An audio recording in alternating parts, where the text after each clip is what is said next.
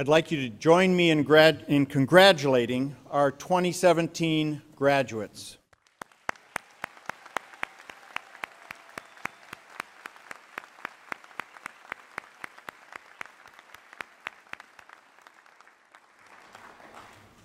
Last year, Manchester University made history by awarding our first Doctor of Pharmacy degrees. Today, we make history again by awarding our first Master of Science degrees in pharmacogenomics. PGX, as it's often called, represents one of the most exciting emerging fields in science. Manchester's program is at the cutting edge of the field, which makes our graduates today true pioneers. Whether you're receiving a degree in athletic training, pharmacogenomics, or pharmacy today, this graduation represents one of the great achievements of your lives. You've made a significant investment of time and resources to earn these advanced degrees. Many of you moved far from home to give this small university a chance. It took courage, grit, and even a sense of adventure for some of you to get to this today. We are honored that you made this journey with us. We are all stronger for our time together, and we are forever joined by the lifelong friends we found here and the community that has helped us learn and grow. And to the family and friends of our graduates, thank you. You too have a stake in this day, an enormous stake. We are grateful for the love and encouragement you have provided to these graduates. Thank you for being part of this celebration today. Our university pastor, Becca Hauff, will now offer our invocation.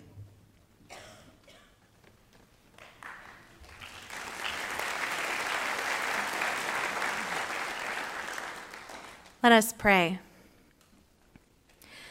Spirit of life, we come together today to celebrate and reflect, to look back over our students' time of study at Manchester University and celebrate the accomplishments that brought them to this place, this moment of time in their lives when they accept a degree and walk forward into a future with hope. We give thanks for the many people who join us in presence, in heart, and in mind today. Reflecting on the community that helped to support our students during their time of study, we remember family and friends, professors and university staff, classmates and coworkers who helped make today possible through their encouragement, education, financial support, prayers, and sacrifices. Bless our students with peace and hope, joy and success. Guide their footsteps into their next journey. Fill them with courage and stamina to accept new challenges and step confidently into the next chapter of their story. We pray these things with gratitude. Amen.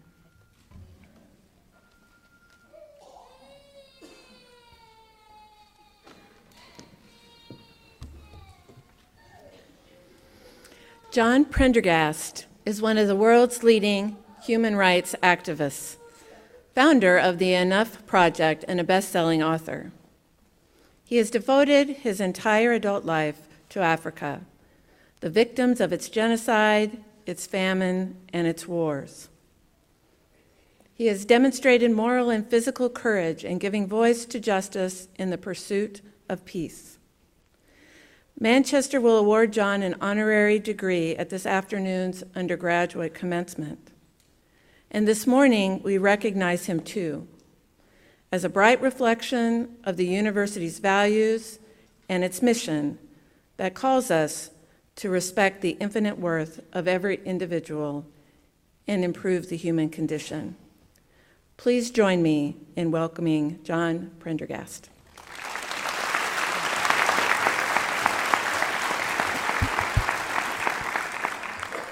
Thank you, Madam Vice President. As a little boy growing up not so far from here in Fort Wayne, I had big dreams. Occasionally, I'd go on a school trip to local colleges, including, believe it or not, Manchester, what was then college, in the 1970s. I think the nuns at my Catholic elementary school wanted to show us little Hoosiers that we could make something of ourselves. Well, it lit a fire in my imagination. though the nuns probably couldn't have seen that in the pack of delinquents that I hung around with back then. I sure wish Sister Josephine could see me now with my honorary doctorate. My knuckles are still red from the whacking she used to give my hands with that ruler back in the mid-1970s. Graduation offers us an extraordinary opportunity to reflect on what kind of footprint we want to make in this world of ours and with the people in it. Because I have less than 9 minutes to impart an entire life's worth of experience, I'm going to make a very blatant appeal to your better angels, to the compassion, kindness, and courage that is embedded deeply inside each and every one of you graduates. To try to do that efficiently, I want to offer you 5 building blocks for making a difference in the broader world and in your circle of influence. The first building block I'd offer in making a difference is to recognize the power of social movements. What has changed the course of human history in this country? The civil rights movement, the women's rights movement, the labor movement, the peace movement, the environmental movement, it goes on and on. When I was in college and in grad school, I was part of something called the anti-apartheid movement. Some of you parents may remember that. Decades later, when I was working with him in a peace process, President Nelson Mandela told me how much it meant to him that students halfway around the world in the United States were writing letters to try to get him released from prison and to help bring an end to the system of racial discrimination called apartheid in South Africa. It all helps, even if it seems hopeless at the time. So when you leave here, graduates, in the coming years, I urge you to join the organizations and the movements that address the issues that matter to you in your heart. The second building block for making a difference I would offer you today is to value and prioritize innovation and creativity. I'll tell you a quick story. My traveling partner and I, George Clooney, and I were on the border of Sudan some years ago. It was a rough day. We had spent a great deal of that day talking to children who had been enslaved and had somehow escaped and listening to their stories. We ended up back in our mud hut. They always made us roommates wherever we traveled because we stay up all night talking. Can't imagine another way of doing things. But he started speculating, Google Earth can watch my driveway and figure out who's going in and out of my house. The paparazzi's chasing me around everywhere. Whatever move I make, they got pictures of it. But no one is watching those who are committing these terrible atrocities against these poor children. So we said, well, let's go back and figure out if someone can watch. So we went back and we met with Google, we met with satellite companies, we met with all kinds of people, and we built a team of students, principally, who volunteered to learn how to analyze satellite imagery. And we created the Satellite Sentinel program.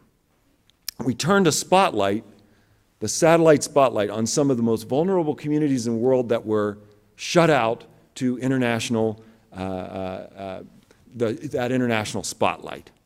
And it was an attempt to prevent human rights abuses by having that spotlight shining on those places. Total experiment, but that's what innovation is.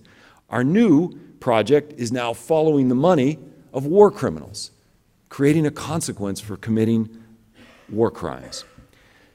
The third building block that I would offer you for making a difference is in investing in the next generation.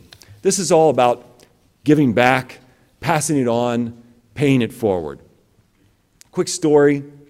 I'm a big brother in the Big Brother, Big Sisters program, and I had a bunch of kids over the last 30 years. The last one I had, a kid called Jamar, and when I first met him, he was very traumatized. Some things that happened to him early in his life. So he was about 6 or 7 years old at the time. And so when we'd go play sports, playing basketball, if somebody fouled him or if he missed a shot, he'd run over in the corner. Very, very, very closed person. I kept showing up, kept spending time with him, working on his homework with him, doing all that kind of stuff. He never spoke to me, very little, monosyllabic, one word here, one word there, for years. Over time, his grades start going up. Over time, finally, by 8th grade, he's the valedictorian of his class. He gets a scholarship to play sports at one of the best local high schools in D.C., and now today he is going to college. And it's an extraordinary story of a transformation simply because somebody cared about him. Somebody wanted to know every day, how's he doing? What are you thinking about? What matters to you? Anyone can do this. This is the great equalizer. Tutoring, mentoring, speaking at your old high school. All of you guys could be an inspiration to a young person. The fourth building block for making a difference that I'd offer is a very personal one. I'm not much of a preacher, but faith is a crucial ingredient, in my view, to making an impact, looking back over the last century. And it happens in three ways. The first way is that in every social movement, in every effort to right wrongs or to address injustice, faith-based groups are at the center of them, from all faiths. Second way that they do so, second way that faith impacts, is that if you're a person that identifies yourself as a faithful or spiritual person, you can derive a great deal of strength from that to persevere on working for the change that you believe in, because these social change takes time, takes generations sometimes, and it can be very, very, very taxing. The third way is even if you don't identify yourself as someone of faith or spirituality, you're here at Manchester University, a school dedicated to public service and changing the world for the better. And you may just subscribe to the notion that the moral arc of the universe does indeed bend towards justice. That, in my view, is a form of faith. Faith is at the center of what I do and why I do it for all three of those reasons. The fifth building block that I'd offer you for making a difference today is to embrace your Don Quixote. I have chased many windmills over the years, my friends, and if you're going to make a difference in this world, you've got to dream. You've got to be willing to bet on your dreams and take risks along the way. Don't settle for good enough. Don't let others' judgments limit you or drag you down. As my old acquaintance Steve Jobs used to say, it's not impossible until it's impossible. You will inevitably fail on occasion. I've had one best-selling book and 9 books that were decidedly not bestsellers. I worked on 3 major motion pictures that ended up not being made until I finally got to be part of one that did get made. Available on demand. The Good Lie with Reese Witherspoon. You will love it, or I will personally refund your money, I promise. I got it on tape here. I had a book written about me called The Worst Date Ever. No, my wife did not write that book, thankfully.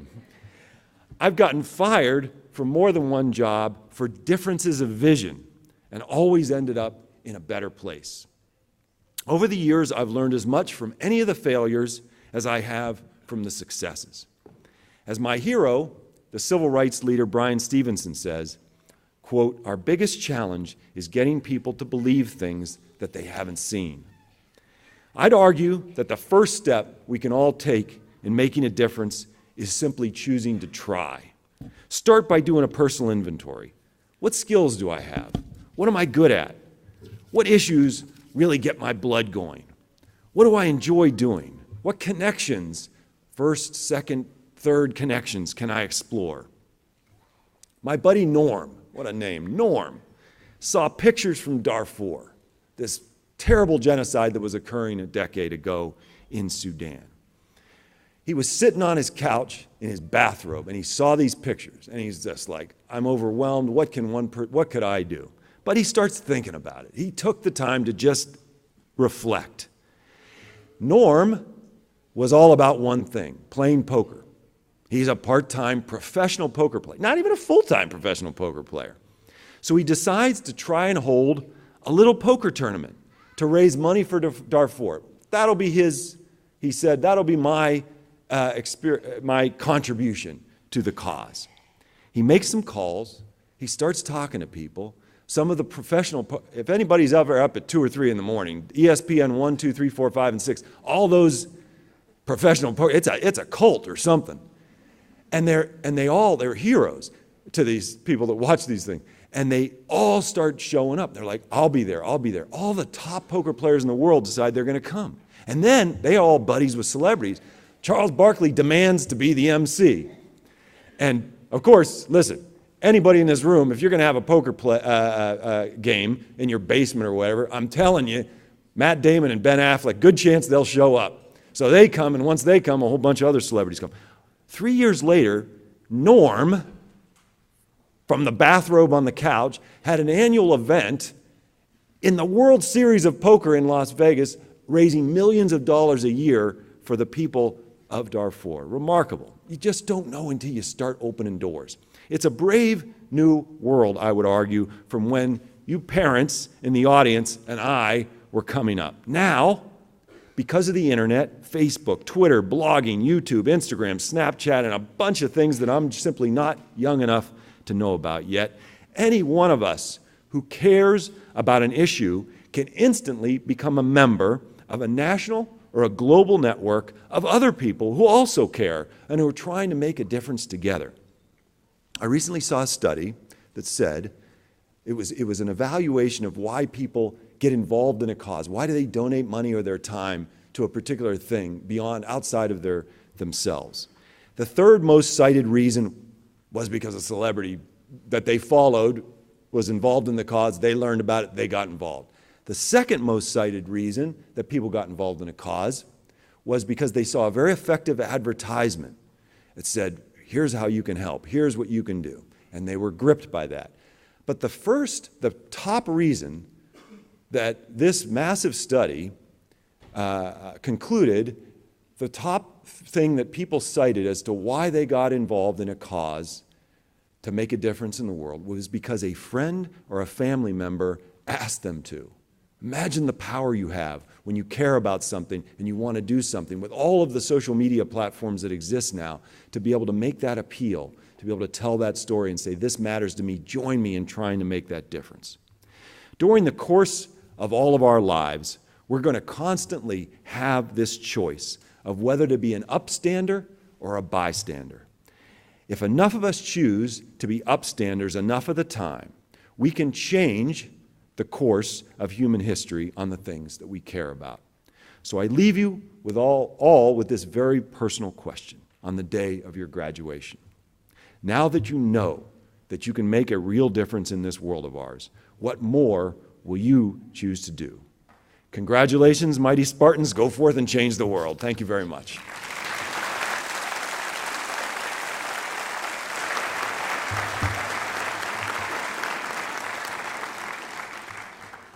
Thank you, John. I appreciate that you provided form into which we can breathe the spirit of our mission.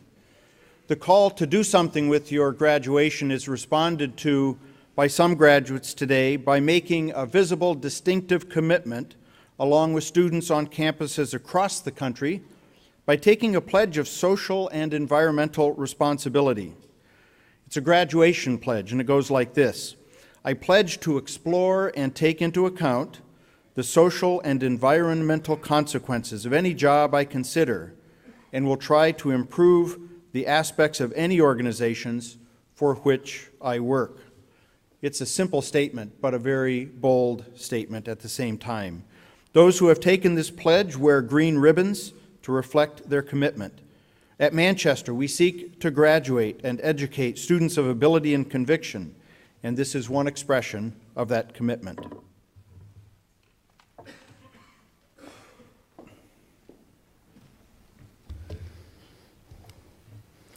Our Master of Athletic Training graduates have completed a minimum of 51 semester hours in an intensive 2-year program of study. Since our program began in 2010, 100% of Manchester's MAT graduates have passed on their first attempt the Board of Certification examination, which leads to becoming a certified athletic trainer. It is our expectation that this achievement will continue to forward with the 6 members of today's graduating class. Will the candidates for the degree Master of Athletic Training please rise?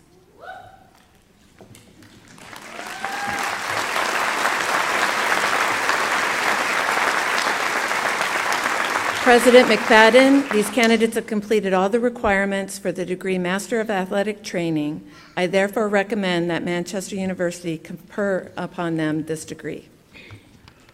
Upon this recommendation of the faculty and by virtue of the authority vested in me by the Board of Trustees and the State of Indiana, I confer upon each of you the degree Master of Athletic Training, with all the rights, privileges, and responsibilities pertaining thereto, and charge you to live principled, productive, and compassionate lives that improve the human condition. The hooding ceremony is a special recognition during which a faculty member places the hood over the head of the graduate, signifying his or her completion of an advanced degree. The hood denotes scholarly and professional achievements and bears the colors of the university and the discipline of the degree. Doctor of Pharmacy graduates were hooded yesterday, Friday, during their hooding ceremony. Today, the Master of Athletic Training and Master of Science in Pharmacogenomics graduates will be hooded as a part of our commencement ceremony. Will the candidates for the degree Master in Athletic Training please come to the platform?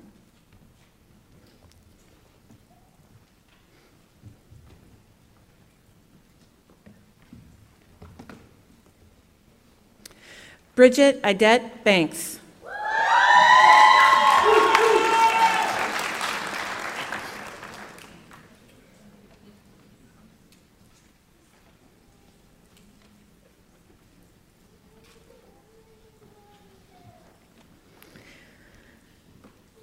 Emily J. Jacob.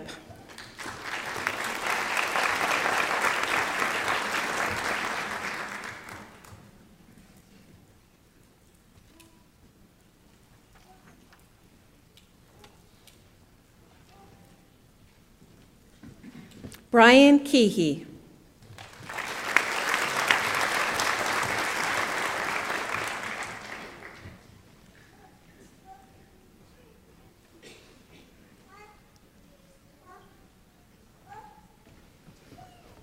Emily I. Kenyon.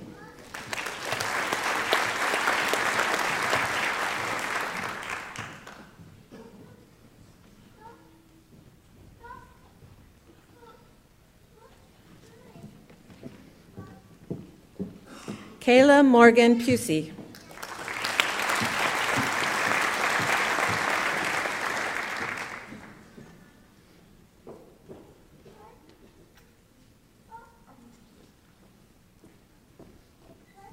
Aubrey Page Smith.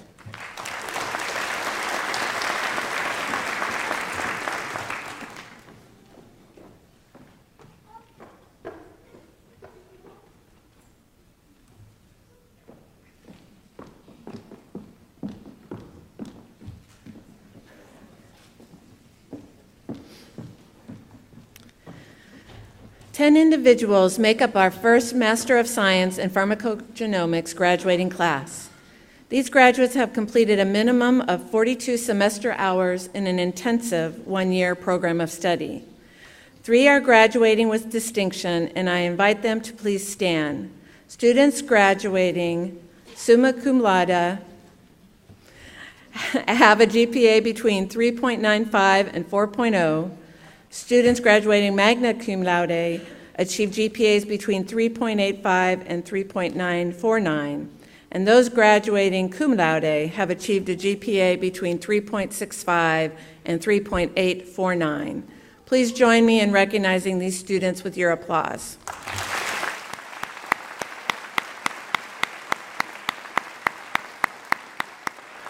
I now ask that all the candidates for the degree Master of Science in Pharmacogenomics please rise. President McFadden, these candidates have completed all the requirements for the degree Master of Science in Pharmacogenomics.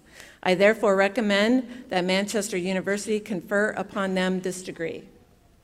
Upon this recommendation of the faculty and by virtue of the authority vested in me by the Board of Trustees and the State of Indiana, I confer upon each of you the degree Master of Science in Pharmacogenomics, with all the rights, privileges, and responsibilities pertaining thereto, and charge you to lead principled, productive, and compassionate lives that improve the human condition. Will the candidates for the degree Master of Science in Pharmacogenomics please come to the platform?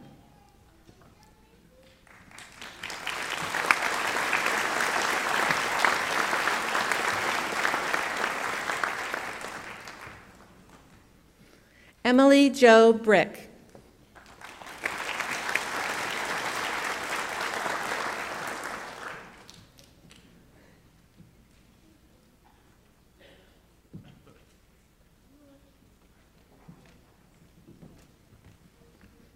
Andrew C. Fleenar.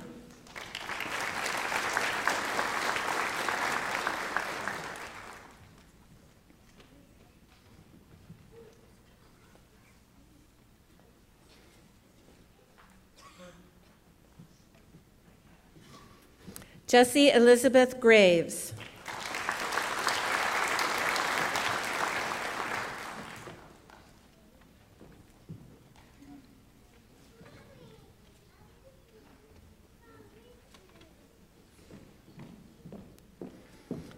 Joseph Stevenson Magura.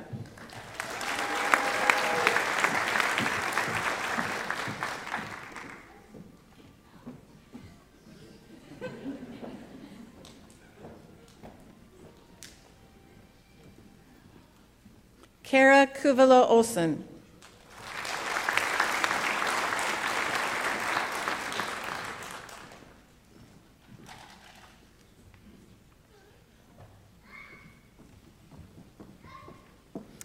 Connor Curtis Powell.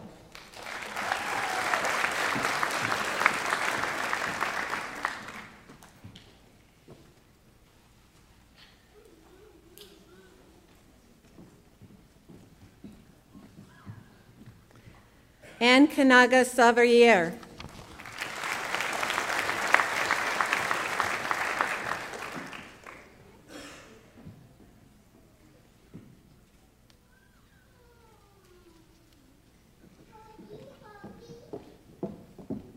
Jessica Lauren Savio.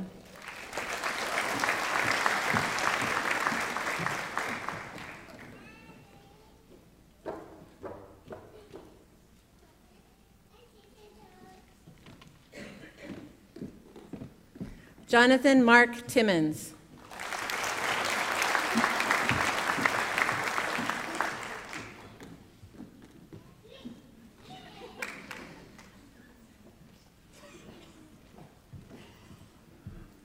Gabrielle M. Williams.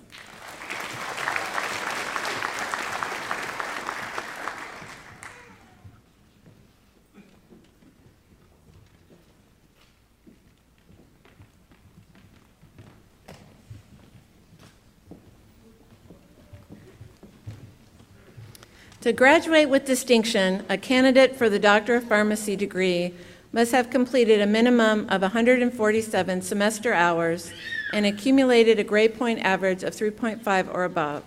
Students graduating with honors wear gold cords draped around the neck. I ask that all of the Doctor of Pharmacy students graduating with distinction to please stand.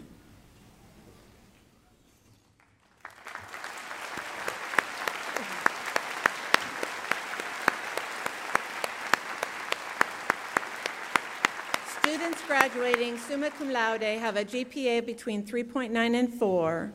Those graduating magna cum laude have achieved GPAs between 3.7 and 3.89. And those graduating cum laude have achieved a GPA between 3.5 and 3.69. Now, will all the candidates for the degree Doctor of Pharmacy please rise?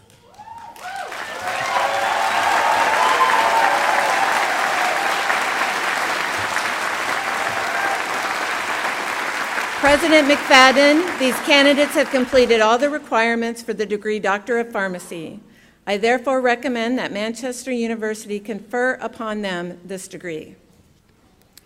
Upon this recommendation of the faculty, and by virtue of the authority vested in me by the Board of Trustees and the State of Indiana, I confer upon each of you the degree Doctor of Pharmacy, with all the rights, privileges, and responsibilities pertaining thereto, and charge you to lead principled, productive, and compassionate lives that improve the human condition. Will all those Doctor of Pharmacy graduates, except for those in the first row, please be seated. The candidates for this degree will come up to the platform by row. Please remain seated until an usher calls your row forward. Will the first row please now move forward to the platform?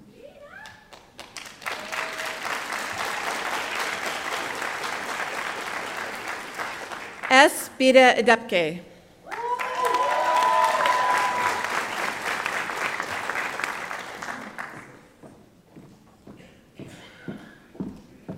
Noor Al-Jamal.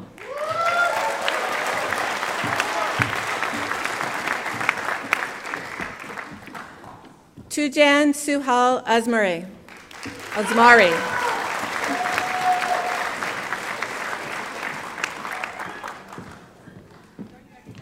Iman Imad Adwe.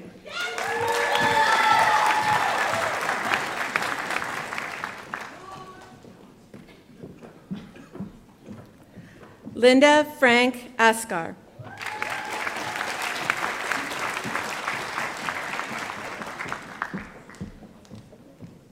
Sarah Ray Barker.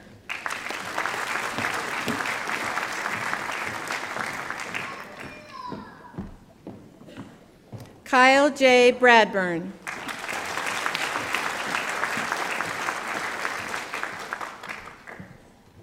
Joshua Mark Bucher.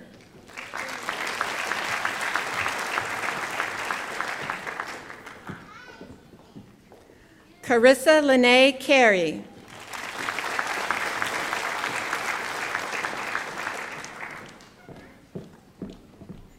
Geoffrey Kiptu Japkondal.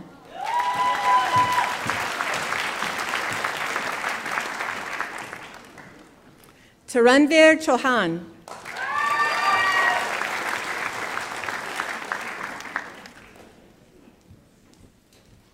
Shudi Shakuldi.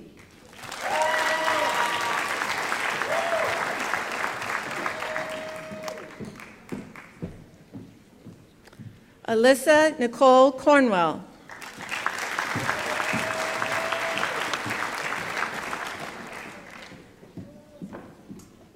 Bianca A. Daisy.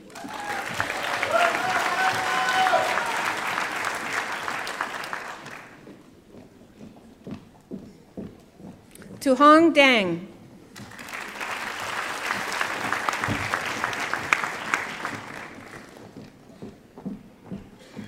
Jason Patrick Eakins.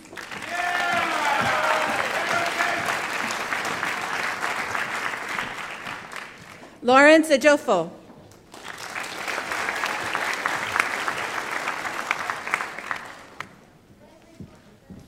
Alex Fang.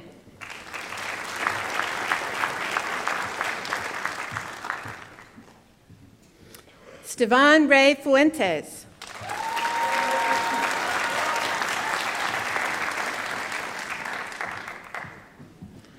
Morgan Nicole Gilbert.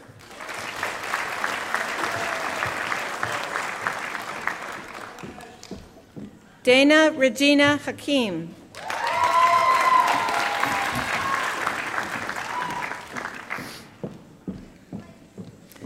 Gary L. Height.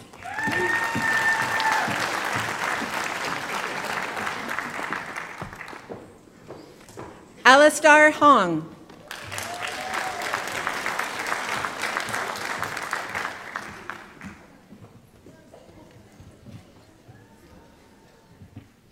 Stephanie Renee Holse, in absentia. Summer Ali Hussein.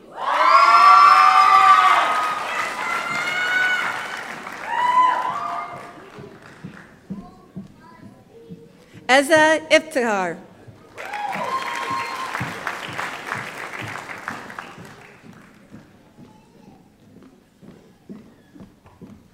Sipan Kisheshan.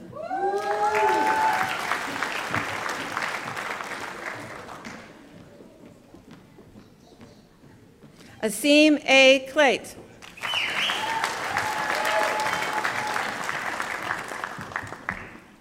Nora M. Klemke.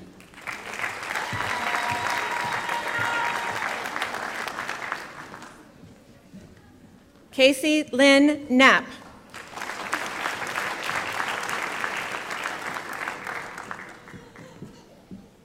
Ashley A. Kopla.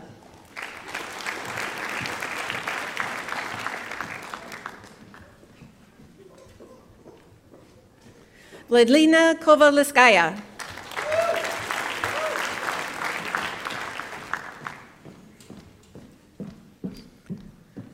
Patricia Lang.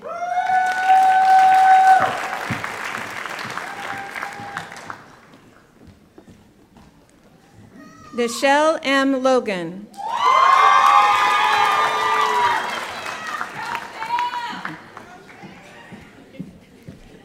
Nancy Liu.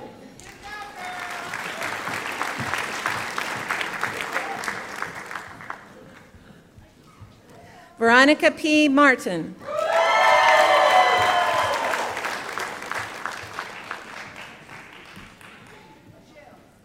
Tyson Elise Mary.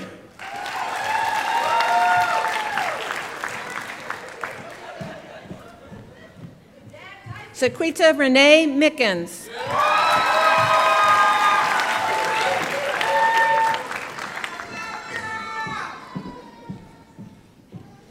Ashley Elizabeth Montgomery.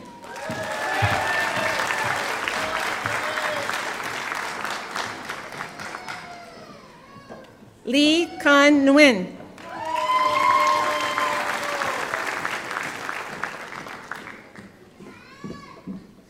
Chirung Hong Nguyen.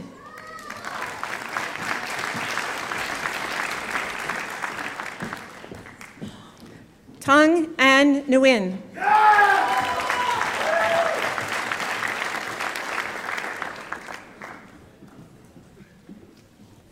Mike Obing.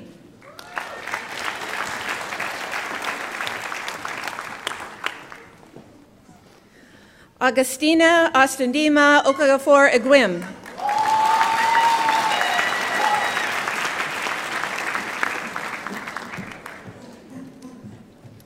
Abir Omar.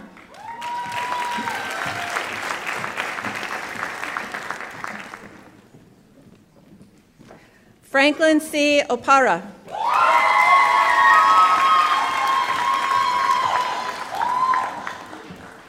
Shayna J. Osborne.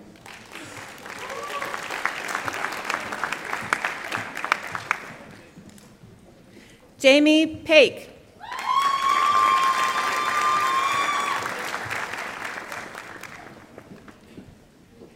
J. Bom Pak.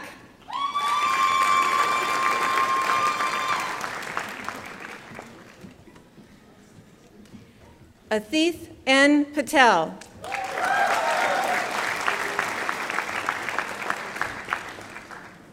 Chantal S. Patel.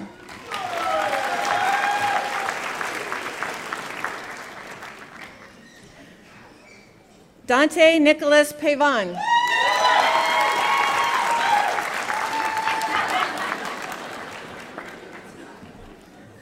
Dominique Maximino Pavan.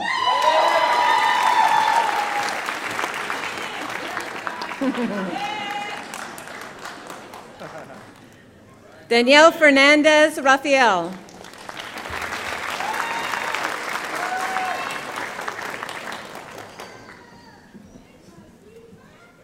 Majeda Rahman.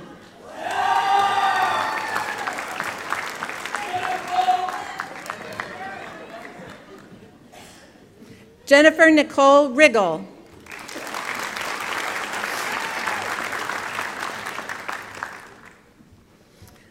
Marina M. Riscala.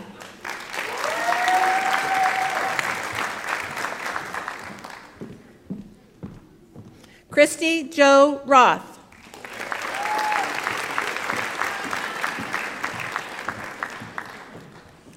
Kelsey Mae Ryan.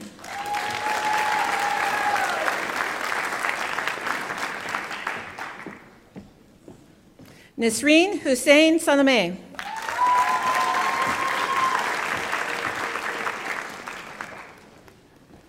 Stephanie Lynn Schrader.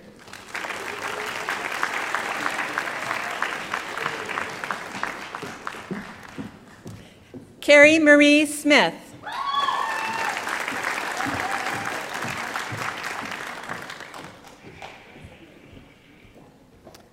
Barbara Mambo Sue.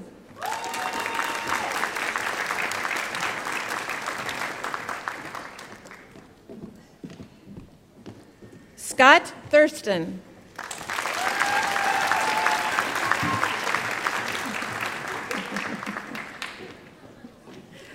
Shaylee R. Todd.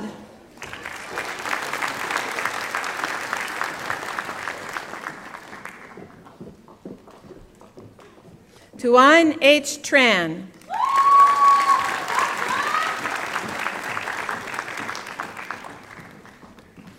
Ana Marie Vargas.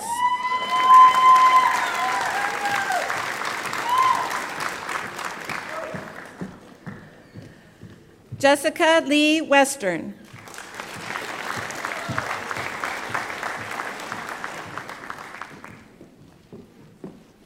Carmen Ann Whitlock.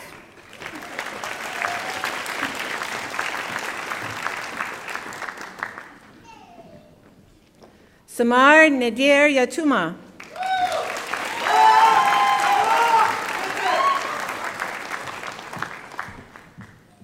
Shahad Rabah Yunan.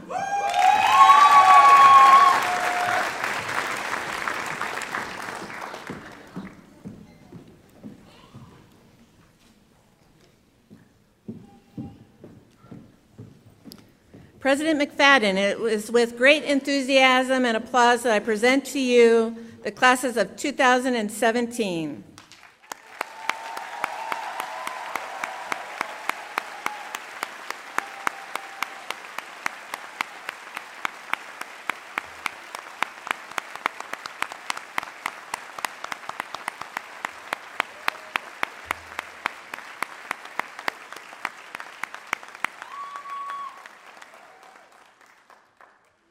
And now I invite Madeline Metzger, representing the Manchester Board of Trustees, to welcome you, our newest graduates.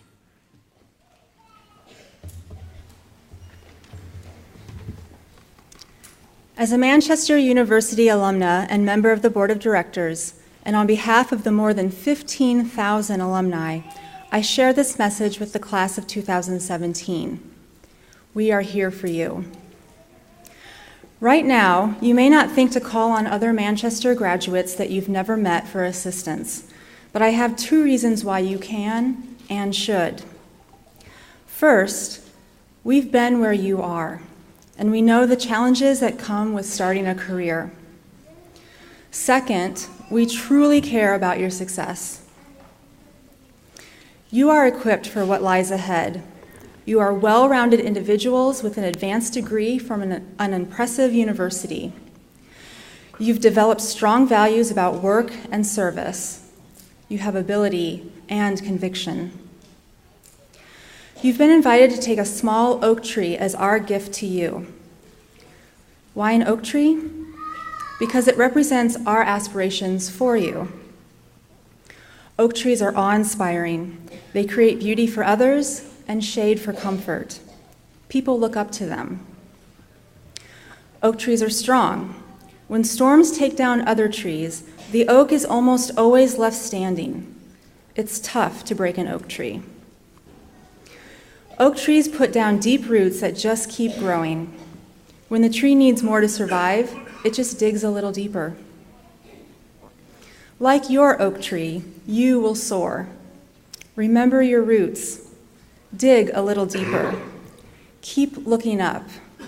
Grow toward the sky, and you will see there are no limits to where you can go. Welcome to the community of Manchester University graduates, and may God bless you all.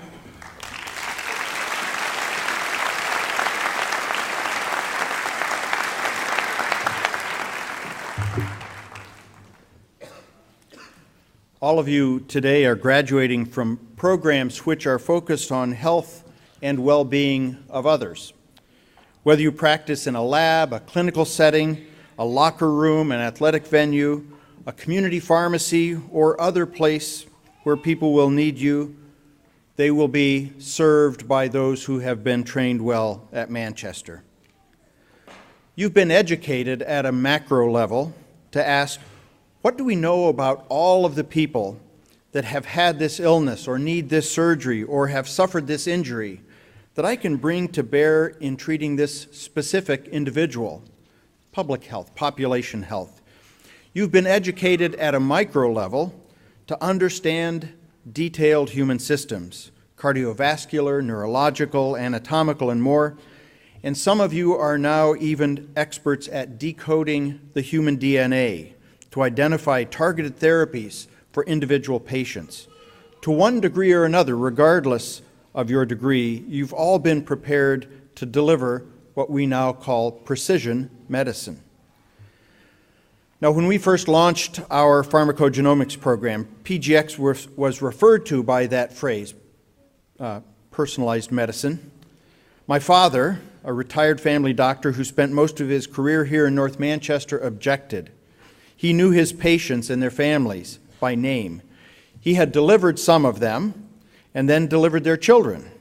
He made house calls. He was once taken by snowmobile in a blizzard to the hospital to see a patient. So you can imagine his objection. Personalized medicine isn't new, he said. I've practiced it for 50 years. My hope, my expectation is that Manchester has prepared you to deliver personalized care in its truest form. It may be called precision medicine today, but it is still and will be for you personalized care. As graduates of ability and conviction from Manchester, you are skilled and compassionate. You are competent and committed. Those with whom you work and those whom you will serve expect no less of you. Congratulations on your wonderful accomplishment.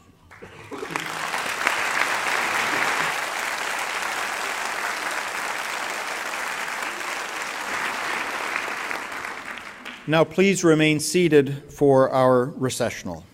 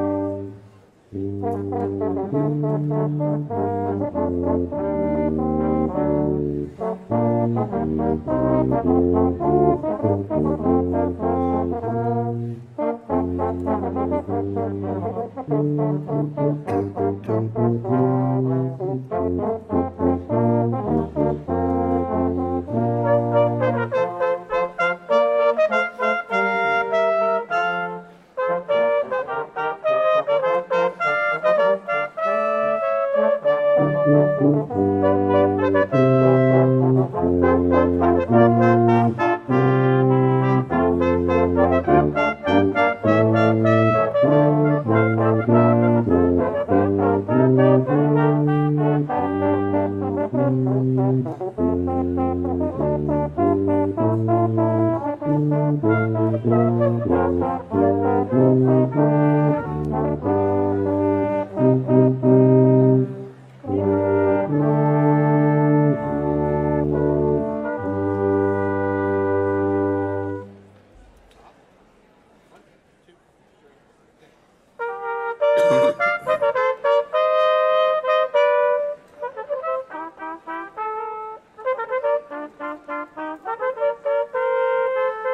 you.